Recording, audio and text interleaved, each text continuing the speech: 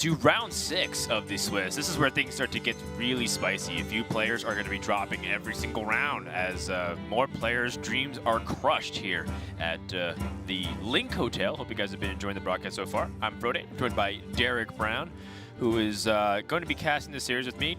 Derek, we've had a lot of great series so far. And in fact, we're going to do a score check. Would you like to read the list of names who are currently undefeated at 5-0 so far? It would be my pleasure, Dan. We have right there up at the top, as you can see, Dog and Gallon undefeated right at the top, who I believe we will be seeing as our match today. Hypno, Lawful Dog, Papa Jason, RDU, Kamaratai, Hype Beast, and Wyra up at the undefeated 5-0 score. That's right. We have 2 Grandmasters, Dog and RDU, at 5-0. We have 1 Grandmaster Caster at number 9, which actually is very appropriate since I believe Gallon finished 9/10th in the point standings last year. Oops. And then we have a handful of good players also right below them. You know, Seiko, WTY Bill we talked about, Roger, who's on stream, and Tars, Fino. They're all like at the very top echelons of the tiebreaker. So, you know, if they end up in the same record as some of these other players who have lower tiebreaking score, we'll see how it ends up panning out. The way Swiss works is based off of your opponent's records, you also get your tiebreaker, and then it kind of goes from there on extrapolating until you finally get the third tiebreaker, which often isn't needed. And I like that we're seeing right up at the top some of the players doing something a little bit different to get up to the top there, as we're seeing Dog with this kind of hybrid mage list that does have the Giants and the Conjurer's Calling, but has cut all the Mana Cyclone stuff at the bottom end in favor of a much greedier list.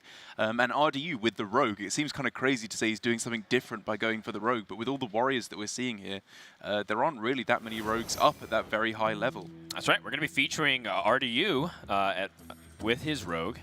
He is one of those Rogues at the high level. And Rogue's kind of been doing all right. Even though on stream it's been struggling, statistically it's still doing fairly well. Derek, did you get a chance to look at the stats at all?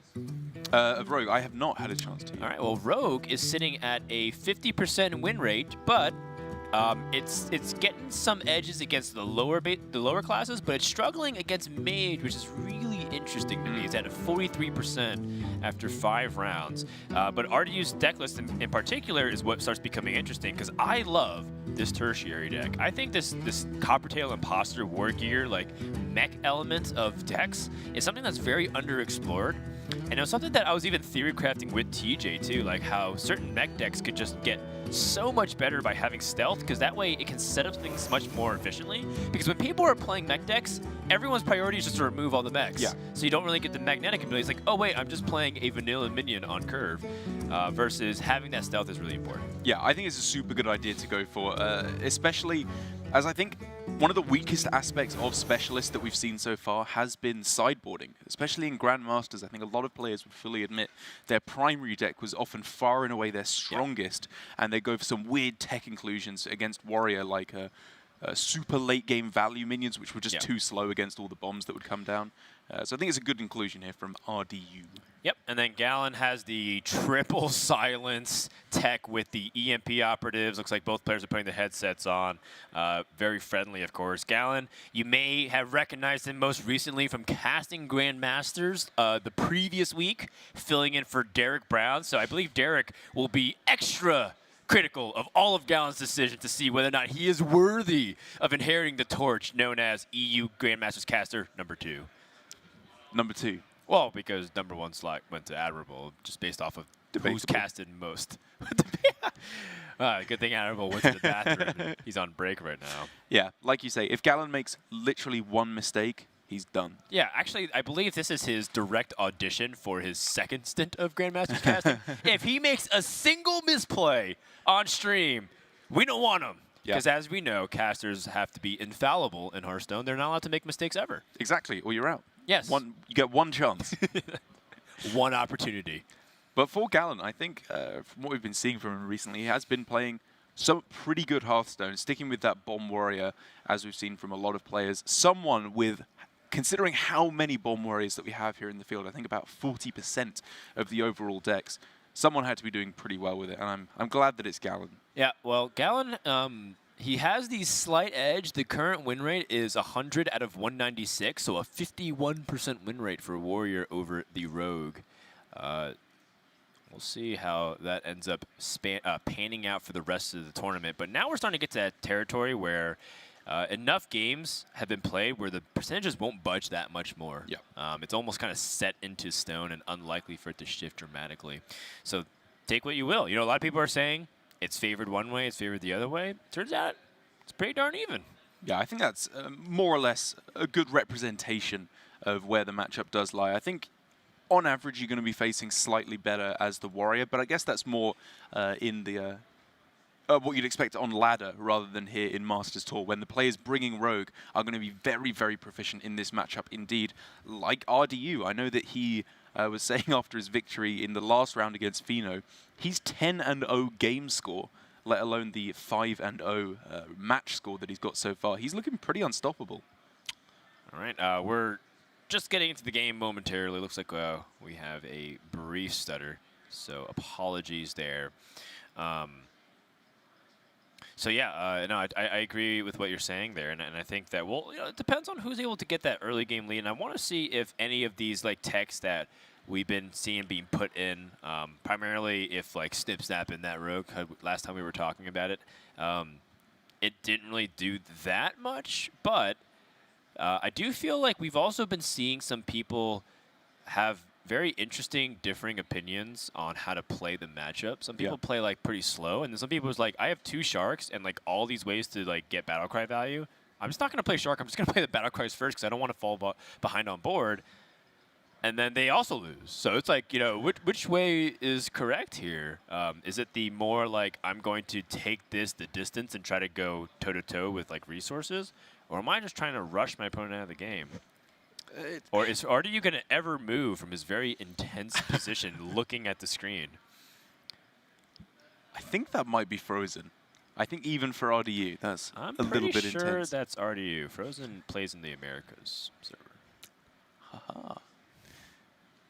But in answer to your question as to how the Rogue should be played, as I brush over that one, I think it, you know, as always, it depends on the hand that you've got and how the matchup is going so far. But I think generally I much prefer with this deck going for as an aggressive route as possible. Like you said, very often playing out Hench Clan Burglar before Spirit of the Shark, getting your minions in play to try and push for lethal as quick as possible.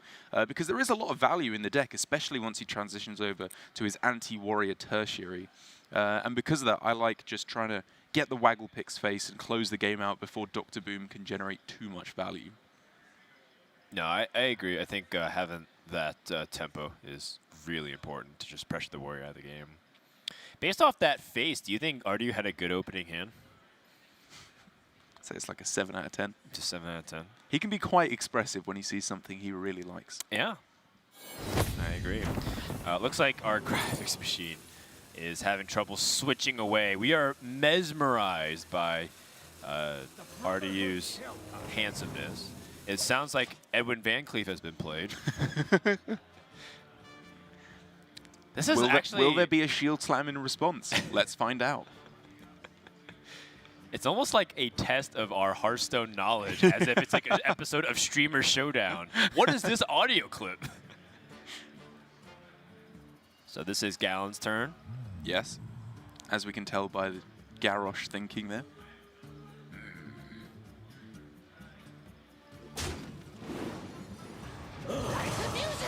Ah, yes. Dynamatic in response.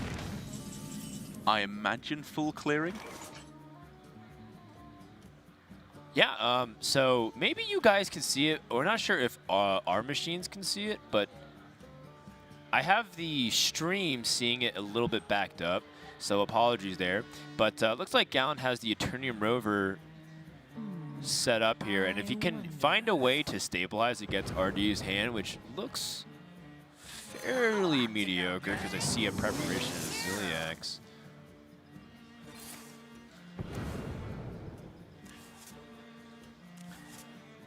Yeah, so for clarity, if you guys see this on the stream, you guys probably see the actual game. We actually have no visual on it, so right now, all we are good for is staring at each other. Oh, there, see?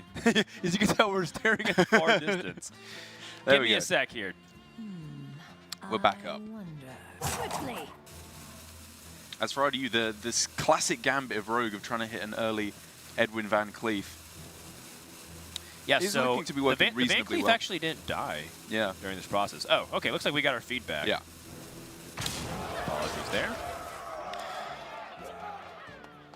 So the early Edwin was pretty impactful. We were gaining some damage. So Gallon's going to be able to strike back and clear the board. This is a pretty big moment. Yeah, Warrior has the board. Rogue has more resources. Who's going to get out ahead? Well, it's the weird thing where we always talk about how much value Dr. Boom generates.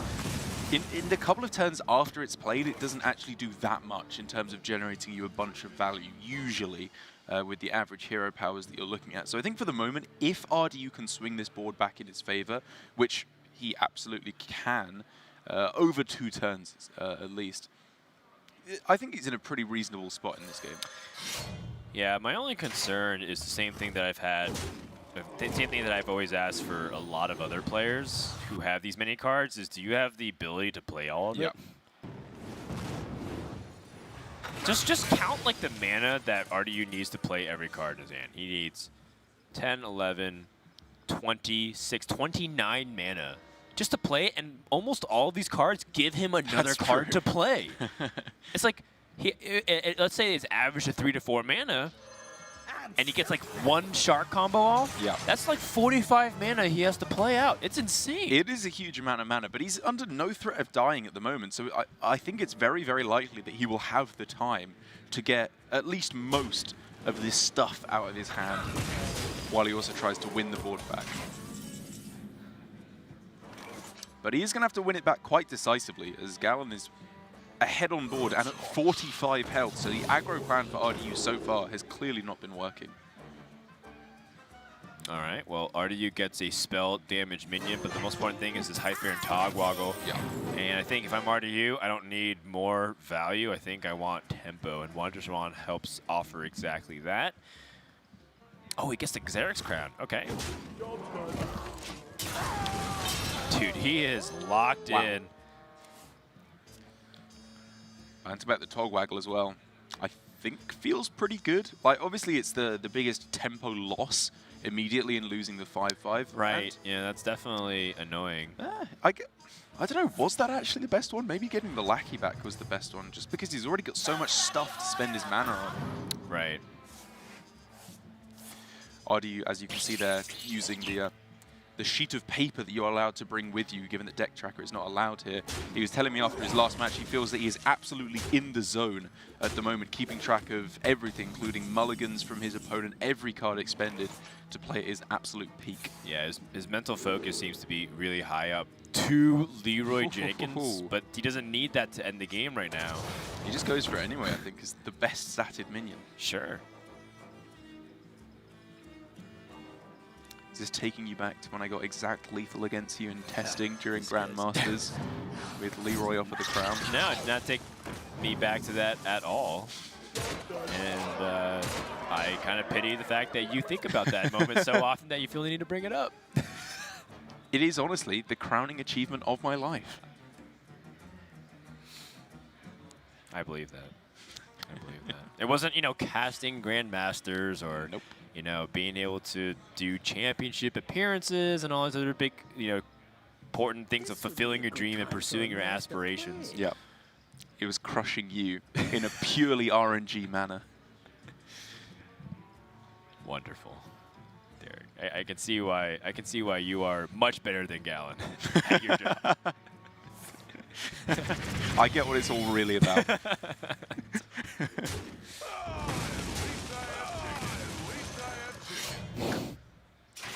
2 times the Leroy, 2 times the chicken.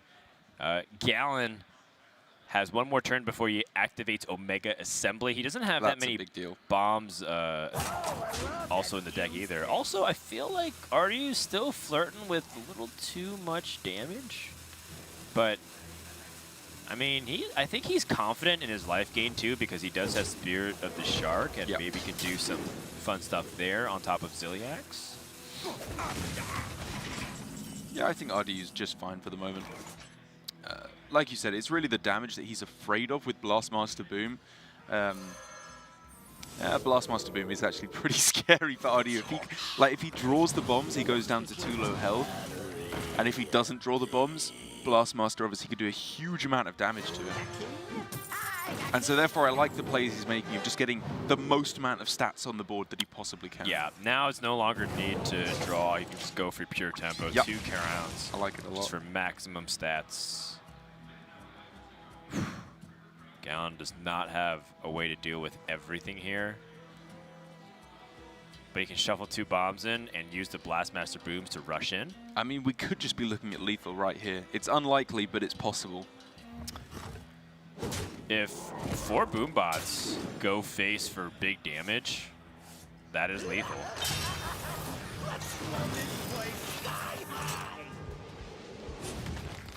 RDU knowing that very often this Blastmaster Boom is the final nail in the coffin when your opponent is winning or equal in board state. Oh man, RDU's got the RDU face on. Yeah, makes sense to me. So these 4 boom bots, where are they gonna go? Oh, 1 damage. That's not really a lot. I think Gallon will take the consolation prize of sniping the shark. Yeah. 3. Oof. Still alive. Okay. Gallon can zap 2-2 before he chooses to go for it. Oh, 1 bomb. RDU's dead to just 1 bomb. 3 out of 17 at least. Nope. I'm telling you, man, it's still a little scary if you die with all that value in your hand. No, you're right. Here's the thing, though. I wonder if RDU can use Zarek's Crown and maybe even find a mech and then Ziliax onto it, because that'd be a big decisive swing. And I feel like he needs that big swing right now. What could he get? Mechathune? Mechathune would be big. Scenarios. Ziliax itself. Ziliax itself. Yeah. There's a hand. It's like Oblivitron and others. No, that's a Hunter legendary. Yeah. It's not a neutral one. Yeah, there really aren't that many. Actually, there's not that many neutral mechs. Yeah. Mechs. Gone are the days of Faux Reaper 3000. Alex Straza, the best stats. Yeah. So Ziliax SI7 agent is out now. Oh yeah, that minion can only attack if you play a spell this turn, and the Zarek's Crown is a spell. And it's good. I forgot that was a mech. I did as well. And I only remember that it only can attack if you played a spell. Still, if he had found the Mechathune on Ziliax, that would have been a much better situation for him. Gallon, if he finds an Omega Devastator here, it would be absolutely brutal. In fact, Omega Devastator plus any small magnetic. Dynamatic. It's not it quite yet. Actually pretty underwhelming there, because now I guess Militia Commander is the best he has, which is not bad at all. It's not, but you heal your opponent for 5, so you don't have that lethal opportunity. And then RDU is actually pretty quickly starting to home in on lethal of his own. Right. And I feel like if you're in Gallon's position, you definitely want to hit the face with the Blastmaster Boom so that you have an opportunity to kill with the bomb. It would still... Oh, it's not enough, Yeah, it would still have to be 2 bombs, even if you go face with everything. Unless, of course, the Boombot dies and goes face. So then you can Dynamatic and then use the Boombot. Okay, looks like Gallon's instead going to go for more guaranteed kills. Totally reasonable here. Yeah, this makes sense to me.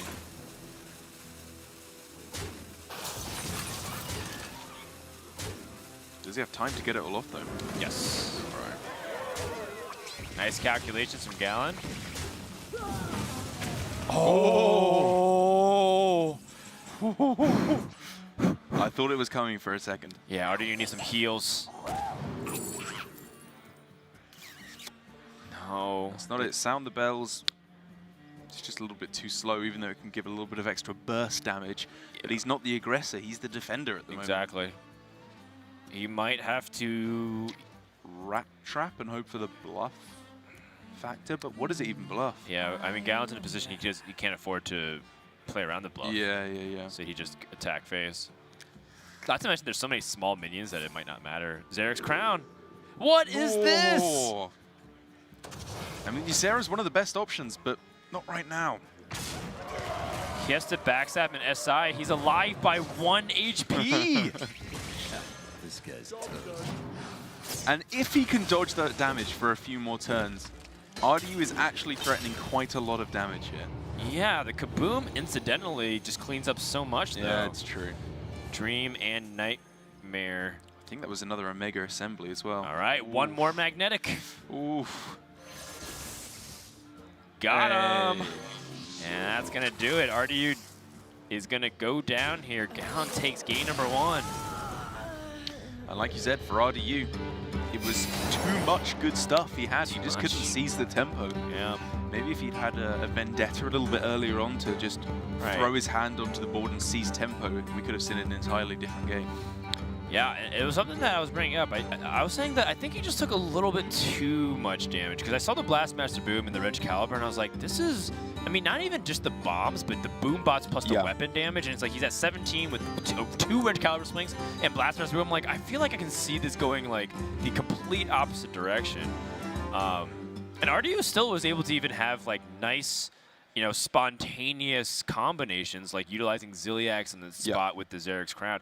I mean, that was cool, but just not enough. And it's funny because the more I see Warrior versus Rogue, it feels like the Warrior is playing the Rogue position and the Rogue is playing the Warrior position because the Rogue has more resources. Right. It wants more time. It's just clearing a lot of the Warrior stuff and just barely surviving and then trying to kill the Warrior. Meanwhile, the Warrior's like all in and like hoping that it's able to just narrowly get by in damage. What is happening? It's like the entire paradigm of how to play this matchup has been flipped on its head. I mean, I think it's a testament to how this matchup is played at the highest level. Because I think when a lot of players pick up Bomb Warrior, they see it as Control Warrior with a few bomb cards thrown in there.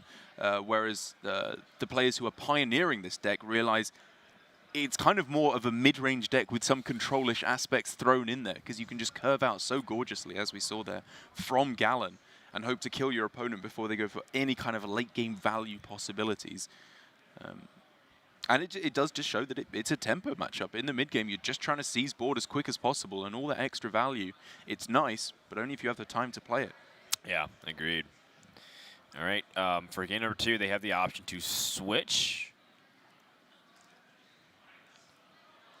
I am looking at what RDU has switched to. I believe he switched to his tertiary deck because he has the mechs. Mechs are not only great for combinations like, you know, Snip, Snap, and any mech, or War Gear and any mech, but it's also resilient against Warrior's removal options such as Dynamatic. Yeah, I think that's the really important thing, is that your 4-drops and 5-drops at the moment in Hearthstone need to be doing something pretty spectacular when you play them, or they need to be able to survive against Dynamatic, which is why we're seeing War Gears coming into play. It's why we're seeing former champs coming into play from some of the players, with having effectively 6 health on the 5-drop slot. Being able to survive against a Dynamatic is very important. Yeah. All right, and then we heard that Gallon is staying on his primary. If he knew that RDU was guaranteed switching to his tertiary, I mean, he might even consider playing his secondary deck with EMP Operative and OWL stuff, but I still think primary is good enough. You don't really need to get too fancy with it. And there is such thing as trying to counter too hard and going other direction, you know? If you take too many left turns, Derek, you end up in the same spot. Wow. You do a full 360-degree turn. Yeah. That's why they call it the Xbox 360. Because you see it and you turn 360 and walk away.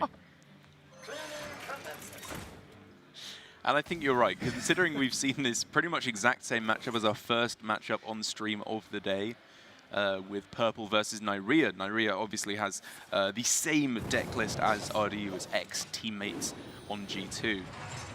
And Purple did not switch to his secondary anti-mech deck, because I think it takes out like Brawl and even Dynamatics as well, which is a little bit too devastating against the Rogues. It makes sense. It's not even necessarily about what you put in; it's also about what you're taking out. You know, Hearthstone only allows 30 cards. I do kind of wonder about that too. If Hearthstone didn't cap cards, would you go above 30 cards ever, Derek, for certain matchups? Maybe, right? Pretty sure Like- no, the vast majority of the time, right? Like in other card games when you can go over you can go to any size you want. You pretty much always go to the minimum. Yeah, it's very rare occasions that you do. Yeah. But like, let's say you know that you have your tertiary deck as like an anti-warrior tag. Would you go to like 35? Maybe. Maybe, I don't know. It's something to consider in our hypothetical made-up world that doesn't exist. All right. Well, fair enough. Necreum Wow. Vial, which makes sense with the Cairn. So now all of a sudden, this rogue has shifted from a tempo-oriented archetype to a value-oriented archetype to a death rattle-oriented archetype. I have never seen Necreum Vial picked off of the Lackey before. I don't think ever. It's pretty much always the card that does literally nothing. But the other one sucks as well. In this in this instance, it's great. It's amazing. If the Ken can survive. If the Ken can't survive, I think it goes back to 5 mana, do nothing. It's going to survive.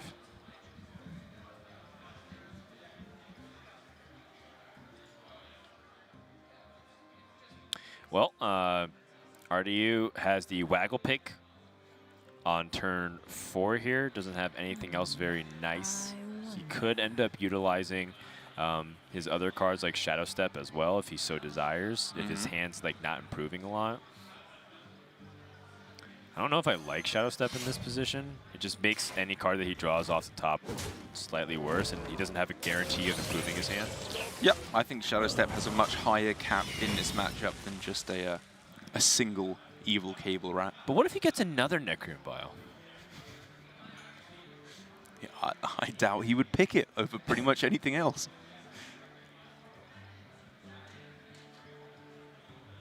I always have to be such a downer, Derek. Sorry, if he got the second Necreum Vial, goodness, golly gosh me, Daniel, he would snap pick that. Great.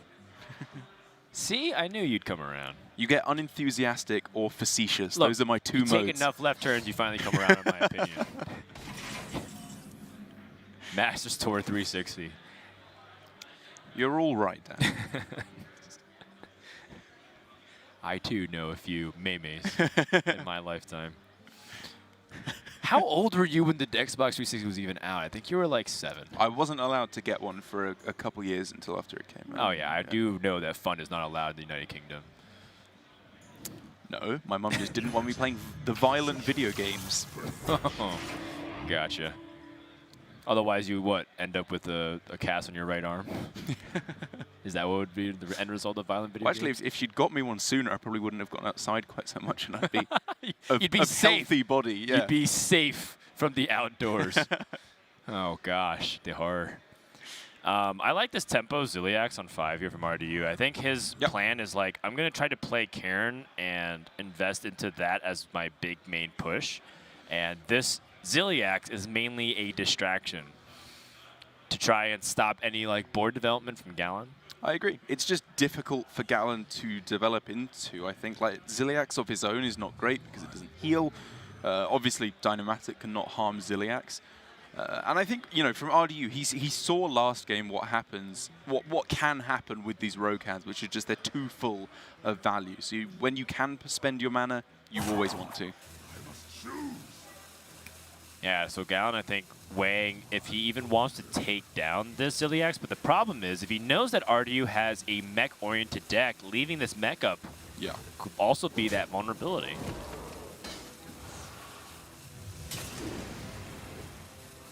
As it was looking there like the Shield Slam. Oh no, Yeah, just I think he is playing Shield Slam with the Ziliax. No, he's not. Oh, it looks like he did. Fascinating. So now RDU also is in a very interesting spot with his Waggle Pick, because if he plays Cairn, swinging the Waggle Pick feels like it's going to be a very dangerous proposition. Yeah, and therefore I think it looks like, he's swinging first, getting the Ziliax back to hand. It's, you know, he would. Well, that was a little bit of an order error, wasn't it? No, actually, never mind. Why? You would miss the damage. Yeah. I think you'd rather get the damage. Yeah, you have to get the damage. No, he can't do that because he has to attack first before the Waggle Pick swings. Yes. Yeah. Just trying to find ways to squeeze out every single bit of health. Makes sense. But this is also now vulnerable to not only Militia Commander, but also Dynamatic. So this is like RDU like crossing his fingers, hoping that doesn't come out. as we can see, it's there. Which is pretty bad news for RDU. Like you said, he's really pretty much all in on hoping. I guess Necrobial really doesn't do anything. It really does nothing. So maybe the play for RDU was pray that you bounce the Cairn, so that in one turn you can go 4 mana Cairn plus Necreon Vial on 9 mana. 2 more turns. That sounds awful. That does sound absolutely horrendous. I mean, Can you imagine though if he slams it first and then swings with the waggle pick and Gallon's just like, what on earth is he trying to set up? play carry, just bounce. That's Your move. I do nothing for 6 mana. Just you wait until I get to 9 mana. Oh, man. If Millhouse did that in tutorial, though, that'd actually be really scary. If they played Karen and bounced it and then just summoned a bunch of 4/5s. That's what happens when he gets to 10 mana. Well, I recently played the tutorial again because I was trying to prepare for Grandmasters, but TJ was busy, so I tried to create a second account to play against myself. To learn how to play Hearthstone with the tutorial. Sometimes you have to go back to the fundamentals, man. Fair You enough. just gotta remember, you know, how to kill whatever the thing Lord Walker Cho does. Yeah. I think it's like elevation or ascension or something. Where just like so relearn the game mechanics fair and square. I was playing through it recently as well. My brother just started playing Hearthstone and I was helping him through. It's good. Did your brother watch you cast Hearthstone? He does. What does he think when you cast Hearthstone? I mean, Does he pick on you as much as we pick on you, Derek? he doesn't actually. He's very proud of me. Aw, that's sweet. Yeah, It's very wholesome. it is some Don't very worry, he'll wholesome come around someday. With enough left turns. He'll get there. You're polluting his mind already. As here we I go. feel like I'm like destroying his hero right in front of his eyes. All right.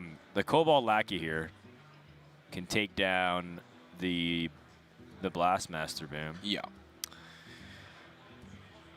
In fact, with Shadow Step, he can just solo it. The thing is, though, that RDU, I think, actually does he. I was going to say he wants to absorb the damage from the bombs with minions rather than letting all the Boombot damage go face. But he's at quite a reasonable health total, so maybe he's not especially concerned with that. I think I like the solo the Boombot, or sorry, Blastmaster Boom with the Cobalt because it also gets more minions onto the board, and you don't have to worry about trading. So I think you want to push damage with both of these and then attack. I mean, I guess it's the old adage, if you don't have a reason to trade, you just go face. Well, the reasons to trade is if your opponent can punish you with, well, almost exactly what's in Gallon's hand, which is like... Warpath? Or the Ziliax like healing? Both. Yeah, okay. The Ziliax to heal, yeah. and then like Warpath and just like... I don't know. Makes your stuff up. Does he even want to play Warpath here? Like, his minions probably just clear the board anyway. That's fair. Oh, okay, dude. Oof. Oh, man. That's, like, really tempting not to Warpath. Everything's at, like, 1 health. Nice and juicy. Yeah, I guess so. All right. Yeah, you can... Yeah, I think this is a pretty easy not Warpath. It's so tempting, but you're absolutely right, I think. Hey, that works out really nice. The Militia Commander. Which makes sense given that he has Ziliax in the hand. It sure was lucky of him to draw that off the Town Crier. No, to get the Town Crier. Yeah. 4 damage. Wow, okay. 1 damage. The Shark lives. So that's pretty big here for RDU. Yeah. Because now he can get just a ton of damage Oh, and a ton of tempo. Wow, now coin Warpath. He wants to kill the Shark. Did he get it? Wow! You know, that's a nice consolation prize. Yeah, 8 damage to face is not bad at all, but this Shark living, this makes a lot of difference now for RDU. Look at the value and the healing that he can get as well. And now he can Witchy Lackey afterwards. RDU is locked in. Look at him hunching over, just making sure that he's got it. Well, I guess he could go again. That's probably a do-over. Especially as it goes to 8 mana, one of the premium mana cost slots. Oh, wow. Guess not. Yeah, 2 spells is pretty good. Oh, now he can get 2 Necreon Vials. Oh, wait, he can get Violet Haze. The Violet Haze Necreum Bile synergy. He saw it from turn 1. Woo! That's what I've been missing out on all along. Sometimes you just got to have faith, Derek. One more turn until Mega Assembly for Gallon. Does not have that many great plays to handle the board entirely, but he can take down the Shark. Yeah, I mean, Ziliax, Wrench Caliber deals with the big minions and the Shark as well.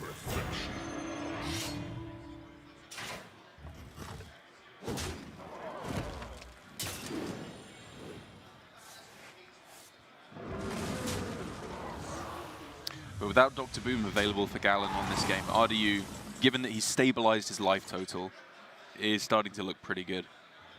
Violet Haze. Ooh. Double activate Hakar? No, he can double activate Leopard Gnome for 4 damage, dude. That's pretty sick. And then Leopard Gnome was be 2 more damage. Why are we not running Leopard Gnome, Necreum Vial Rogue? It just makes sense. I like Vendetta to get past. Yup. I like Witchy lacking on the Cable Rat. I like adding damage every way possible. That's not bad, honestly. Protect the rest of your minions. Okay, so if he Leopard Gnome, Necreum Vial, Eviscerate. Yeah. How much damage is that? It's 2. It's a lot. 4, 8, 9, 10 damage from hand. Okay. He could step the Goblin Lackey as well for potentially 1 extra damage, if necessary. But I think for Gallon, it looks pretty clearly on a plan of, I guess, either going Harrison into Brawl to clear up the board or a Mega Assembly to try and get a nice big mech. Is that a Warpath? Whoa! Yow. That is a draw. And he shuts down the Necreum Vial synergy. Which is, of course, exactly relevant, what he's thinking. Which is actually relevant in this position. RDU's posturing for lethal.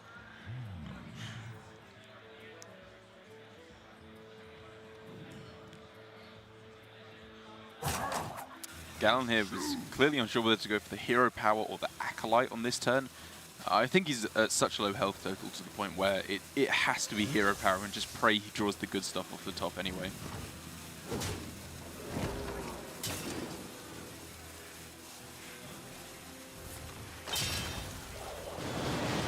He's going to shut down the mech. Knows that RDU could be dropping that War Gear. If it was War Gear coming out, he'd be dead. Yeah, I guess so. That feels horrible, though. So this is the point where RDU says, you know what? Hakar. Oh my gosh, I think it is. I mean, what else can he do this turn? He can... Oh, you're right. He can, like, Vendetta and play a 1-1. Like, he just plays this and hopes there's no Ziliax, and he's still just in a reasonable spot. Especially as he can Necreum Vial his Hakar for extra bloods into Gallon's deck. I don't know if he should have actually. I don't know if he should have played his Leopard Gnome. You think saving it was better? For the I don't know. I mean, it's unlikely. Gallon already played 1 Warpath. So he'd be at 11. He would play Leopard Gnome and then Necreum Vial, so that'd be 4 damage. Eviscerate would be 8. Goblin Lackey. On a Hero Power, because he wouldn't have been able to attack face with anything on board. Well, Goblin Lackey can allow it to trade it to the 5/2. Oh, right. Well, he could backstab it anyway, right? Oh, yeah, he could be backstabbing it. So it'd be 4, 6, 10 for the Eviscerate, 11 from the Dagger. Yeah. He would have had exact lethal.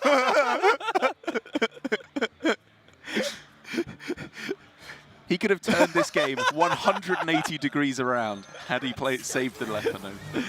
That's right, dude. Oh no, he buys Dr. Boom! Derek. Gallon's actually just back in this game. You think Gallon's gonna win? I think RDU missed his chance because he didn't hold Leopard Gnome. He's just dying. He's dead. What is he gonna do? Oh! Wait! Leroy shouts. Is that enough? That's exact 16. lethal.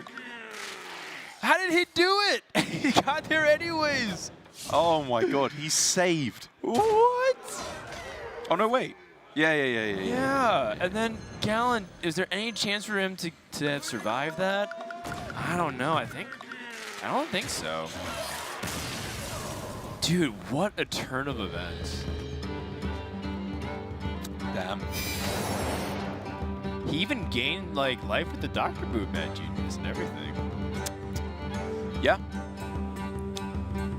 All right, wow. Pretty exciting game. That was a very funny game back and forth. I had the Leopard Gnome almost costing RDU, but now it's a tied game. And if I'm Gallon, you know what? I gotta feel pretty good about it. My opponent had to like kind of do some really wonky stuff, and I almost pulled it out. Yeah. And despite him having like the Cairn and whatnot. Yeah, the Doctor Boom coming a little bit late, and like you said, RDU finding some of his good text there. I think really the crucial decision for RDU, although we were memeing about the Necrean Vial, might have actually just been to pick the head crack that it was up against. And I think head crack is a less good card than you expect it to be when you pick it, even though it's not very good already. You already know it's not, bad. Yeah, and then it performs even worse than your expectations. That Necrean Vial was it was nothing. Like, yes. For the whole game, it was nothing. Even though we're joking that he could have got lethal there, he didn't have backstab in his hand at that point, so he obviously couldn't have calculated that it would be lethal on the following turn. It's bait, as we like to describe Yes. it. There's so much potential upside that you get blinded by the fact that, you know what, it actually doesn't do anything a lot of the times. And I feel like that's actually a pitfall for a lot of newer players who, you know, are stuck at certain ranks. You know, I'm mainly talking about myself, obviously, but you know, if you Walker chose pretty tough. Well, in all honesty, some players who are like looking at their deck list and say, you know what, I feel like I'm playing pretty well, and I'm like, well, yeah, you actually are making like relatively like solid decisions, but your deck is just horrendous. And they're like, well, no, I love this card, like I want to play. I'm like, no, you actually don't use it 90% of the situations, and that's why some people get suckered into greed, and then you insert the fact that like, oh, you know, I'm playing this, you know, control shaman deck list, but I can't get past like, you know, rank 9. What am I doing wrong? And it's like, well, dude, you have like every legendary that shaman has in their disposal. You don't need all of this stuff. Like, what are you gonna do with Zentimo and Swamp King Hagatha and like Morabi and like all these other random combos that you don't need? And they're like, no, dude, if I like Avalanche with Zentimo and Morabi, I get like a full hand. Anyways, I was allergic to what you were saying there. We're clearly stalling for time until we're able to get into game number 3 here. Derek is running out of things to say. No. He's texting his brother for moral encouragement. Chap, I need some spears lifted. Post me some Marmite. Marmite? Yeah, it's like an English thing. I thought we were doing a bit on. Yeah, I don't know what that is though. Really? Like Vegemite they have in Australia. It's yeast extract. Okay. You put it on your toast. Marmite? No, I've never. Is that just jam? No, it's not jam. Like butter? It's not like butter either. It tastes like nothing else. Like avocado? If you like, buddy. I mean, that's the stuff that I put on my toast. Omega Assembly turn 1. Clockwork Goblin, Unpowered Steambot, and Security Rover. Clockwork Goblin fits most of this curve because he can coin out Clockwork Goblin into the Snip Snap. On his tertiary deck, RDU does not run a single sap, so there's no punish for that. That feels pretty good to me. I wonder if he's looking at Unpowered Steambot because we could see the curve of Unpowered Steambot on 4 coin double Snip Snap on turn 5. But I think that's a little bit too vulnerable to development from RDU, so I agree overall this is the way to go. I like the Clockwork Goblin. It's like the toast, and the Snip Snap's like the Marmalite. The Marmalite. Yeah.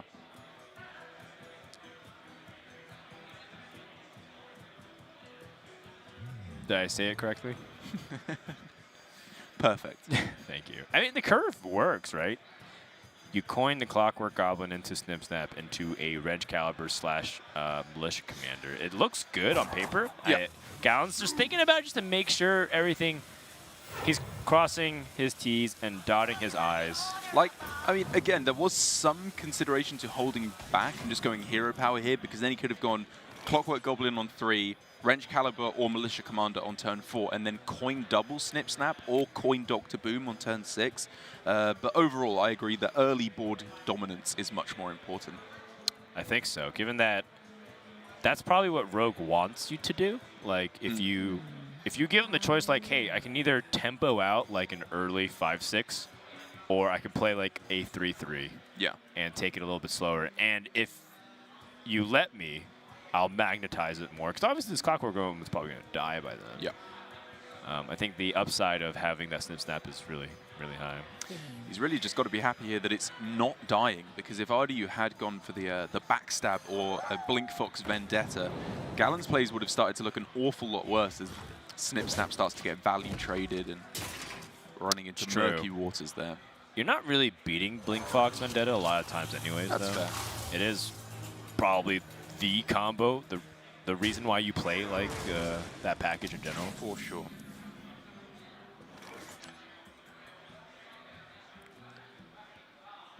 So there's a couple options here for RDU. I was looking at the Hench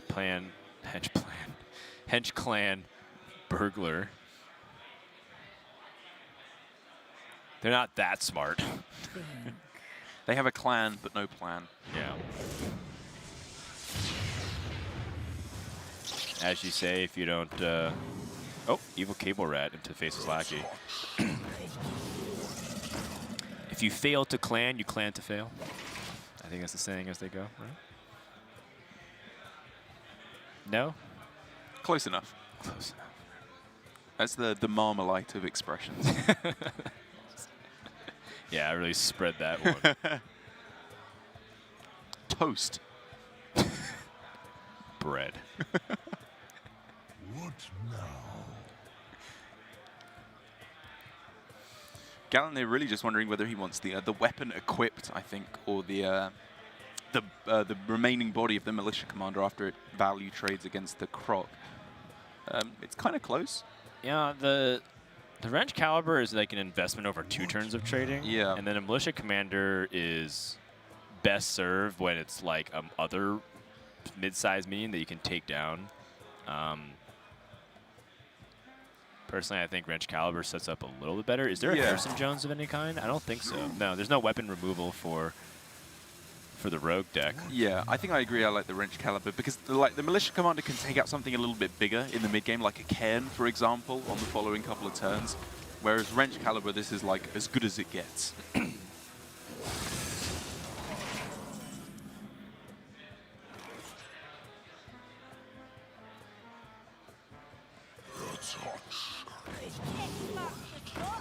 Okay, reasonable size 2-mana minion. What's going to come out of the Hedge Clan Burglar? Interesting. So there's direct damage to the Holy Fire, there's combo activators for Claw, then there's just like more value stuff. These are all pretty valid, actually.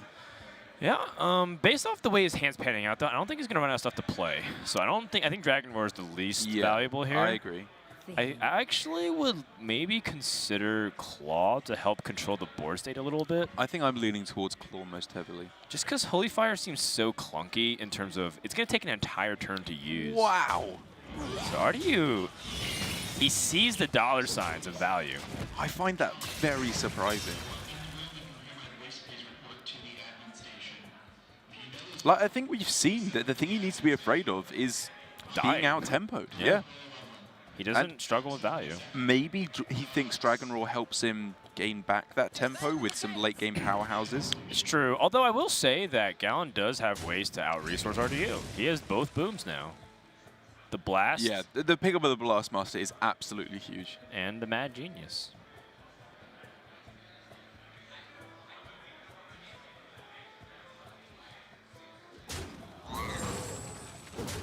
Interesting. Gallon doesn't want to take more damage on his own life. Do you think that we could convince Nikolai and Frederick Hoy to cosplay as Dr. Boom Mad Genius and Blast Master Boom? I knew exactly where you're going the moment you started bringing them up. Wow, that's so funny. Yeah, because regular Hoy would just regular Hoy would be the mad genius, right? And then his brother is like the guy that goes out and blasts off. That would be great. And then Hoy just walks in and goes, "Who is that handsome devil?"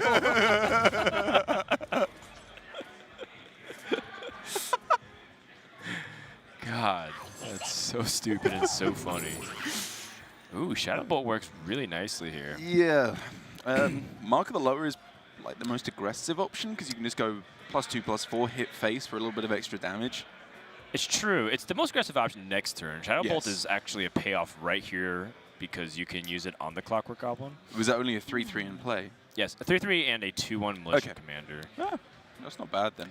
So I do want to point out that Gallon made a very interesting trade with his weapon. He took less damage on his own life and used his Militia Commander. It was a 4/3 and a 2/3. And he used his Wrench Caliber to chill. And it was one of those things where I think he's valuing his own life total over time because he foresees that RD, because he has bad Dr. Boom Mad Genius, he's going to win the game of attrition. So what it actually comes down to is whether or not he can survive. I think that's a very good point and a good play by Gallon as well. I'm not certain I would have come to the same decision. Right, I would have been like, well, more health on my minions. Yes. Is like better. Especially if it's a 2/1 that dies to a dagger. Right, and I mean, it works out gorgeously here because the 2/4 would have, or the 2/3, sorry, would have traded in the exact same way. Are you not happy to see that? I mean, he's got some reasonable stats on the board. 11 damage, but he's staring at potential death. Is he going to once again die with a handful of cards? It's looking that way at the moment. The Blastmaster booms on curve for Gallon have just been so devastating. I mean, this is good stuff, though. He's getting... Ooh, if only he was able to have a little bit more mana. Pickpocket is the pick here. What? Well, yeah, it has pick in its name. You can't not choose it. That's why he put Waggle Pick in his deck. It's not throw pocket, like you throw it away. It's pick. But had RDU gone for the Lackey first, you also could have gotten Assassinate and had the mana to play it, I believe. Yeah. Which is interesting. I mean, I personally think going to Novice Engineer is fine, given that he could have drawn other tools like Vendetta, but it's just something worth noting. Like, what do you value in your sequencing? So oh, man. how often can Gallon look to lethal here? Like, if he goes everything face, Shield Slam, Warpath, or even Militia Commander, then Warpath, like, he can clear the way completely for 4 bombs to go face. Right. Which would only have to deal 11 damage with 4 bombs, which on average does happen. Oh, yes. It looks yes, like he's Gallon. going for it. I like it. Oh. Oh, he's going for the win right now. I like it. On average, he actually does 10 damage, which is just, he just needs to be slightly above average in terms of his luck. Oh. Oh. Oh. Oh. 10 damage is the average. The Boombots do 2.5 damage each. And RDU's at 1 life. 1 HP in a dream for RDU. Does he have to pickpocket? Into exactly Dr. Boom. Into shield block or some kind of life gain? He needs something. Oh, wait, does he have Zilliax? Wait, no, he doesn't have mana to play it. He just realized that. And he doesn't have hand space anymore to keep rolling. Well, he would get the copy of the card, I believe, but not get the pickpocket Right, back. okay. So we could have one last shot for shield block. Yeah.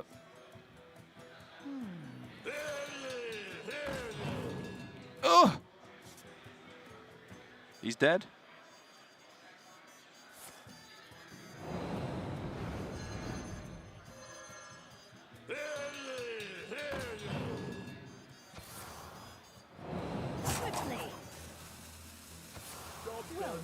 That's going to do it. Wow. Gallon able to get over the hump here of RDU and improve to a 6-0 record.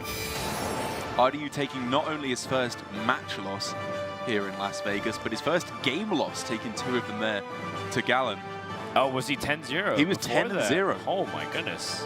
But it's okay. I mean, that's an amazing streak, and if he keeps it up, he's still going to be going through to the top 8. But Gallon, a job well done, representing not only himself, I believe he still represents Gamers Origin, Yes. and also the Grandmasters casters.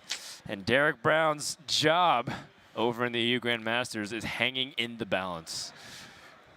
But job well done, Gallon. Yeah, I'm very happy for him. I liked his aggressive play style very much with that warrior, just chipping down RDU's health total. And I don't know, I don't want to say that it was punishing RDU's playstyle so much as it was punishing the hands he was given. But I think Gallon realized what the weakness of RDU was in those games, and therefore just pushed very aggressively to kill him before he could get the value from his cards into play. Yeah, it was a lot of fun. Make sure you guys check out how the brackets and all the decks are shaping up. Battlefy.com/HS Esports/Masters Tour Las Vegas with hyphens between each of those words. We'll be back with more Hearthstone action and coverage over round 6, so don't go anywhere. We'll be right back.